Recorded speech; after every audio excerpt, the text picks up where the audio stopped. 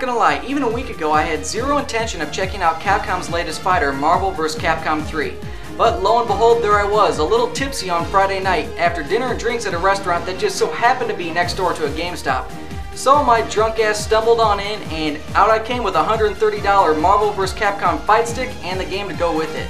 While this isn't my favorite genre, I actually had a pretty good time playing with my new toys. So let's check it out. Released on February 15th for the Xbox 360 and PlayStation 3, here's Marvel vs. Capcom 3.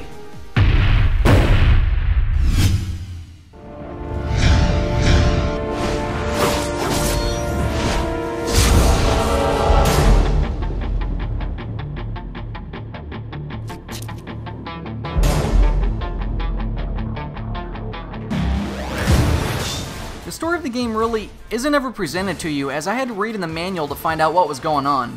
Basically, Dr. Doom and Albert Wesker combine forces to recruit the greatest villains from their two universes to try to conquer both.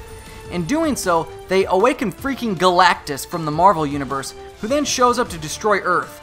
So it's up to the good and evil forces of Marvel Comics and Capcom video games to team up and stop him. That's really about it. There are 32 characters to select from the start, with 4 additional characters to become unlocked as you play.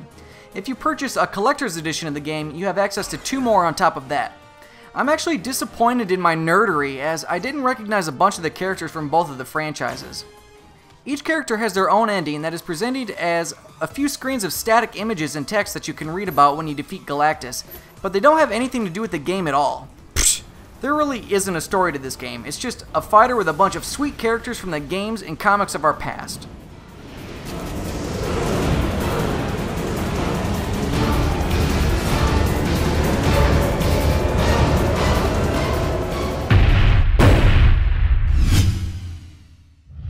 Let's go.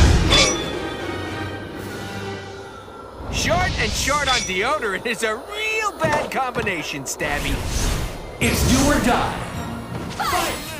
Like most fighters, you really don't get a ton of content for your money, unless you're a hardcore pro gamer who spends their lives learning and mastering these games, which is fine if that's what you like to do. Offline, you've got a training mode that allows you to practice your moves against targets that won't fight back against you, as well as a mission mode that takes practice to a whole new level. I've played my fair share of fighters over the years, but I'm not really a huge fan of the genre, so I never stick with it long enough to get good with the characters, and as such, found the mission mode to be rather challenging. I'm just not fast enough to perform and remember the combos it tries to teach you. Or maybe I'm just old balls now and don't have the reaction times of you young bastards. Once you think the training has fine-tuned your skills, you can take on the arcade mode and play 7 rounds against the computer, or grab a buddy and play local versus mode. If you're really feeling rambunctious, you can hop online to play either a ranked or player match.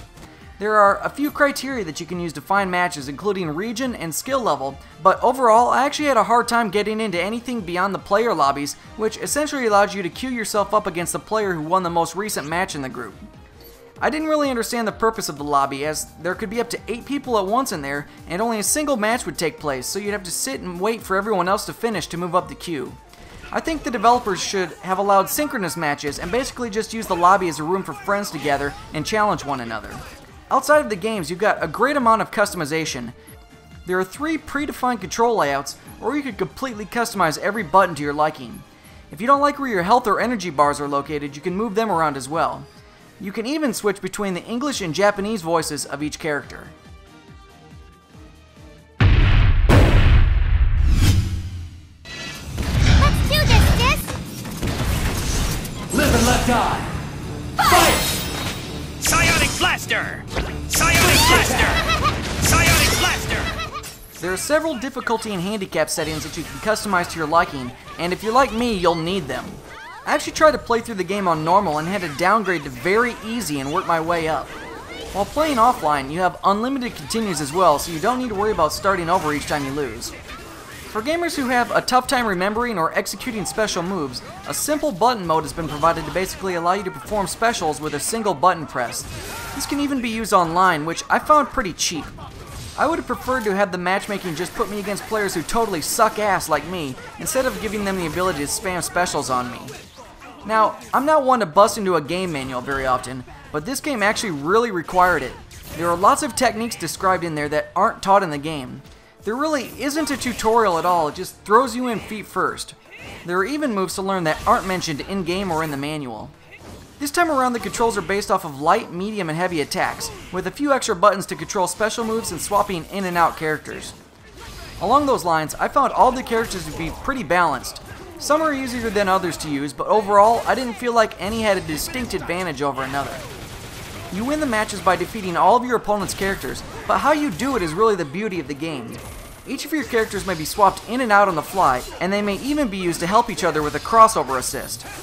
A gauge at the bottom of the screen builds up over time as you deal and receive damage, and can be spent performing character-specific hyper combos that deal massive damage if not blocked. In addition, there are plenty of advanced tactics including team combos and a snapback, which forces your enemy off screen to be traded for one of their reserves. For the most part, I found the controls to be extremely responsive. I had an issue every now and then executing some special moves even when I had the energy to do it, but that could just be that I'm not very good as well.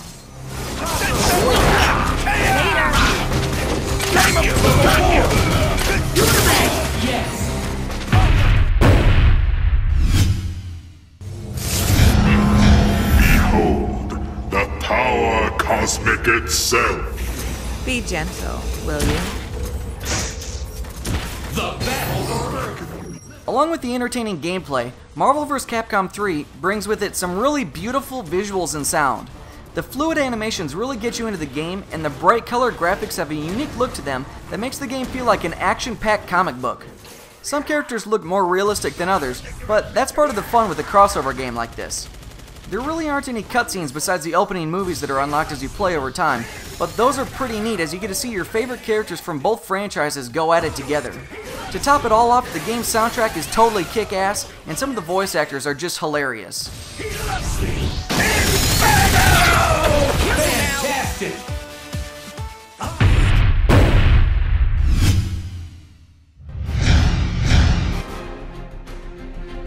I found Marvel vs. Capcom 3 to be pretty hardcore. For a drunk purchase, I felt pretty accomplished by the time I defeated Galactus on normal, let alone when I won my first online match. If I had the time and patience, and my blood pressure didn't shoot through the roof when I lost matches, I'd probably really enjoy playing the hell out of this bastard. For now, this will just be a game I pick up every now and then and get in some jabs with some of my favorite characters, but I know a lot of you out there will really enjoy it more than that. I'm especially looking forward to this weekend when I've got some buddies in town so we can really get at it in the versus mode. For those of you who have the game already, what are your 3 primary characters? Leave your questions and comments below. Check out the full write-up and screenshots over at ZeitgeistGameReview.com.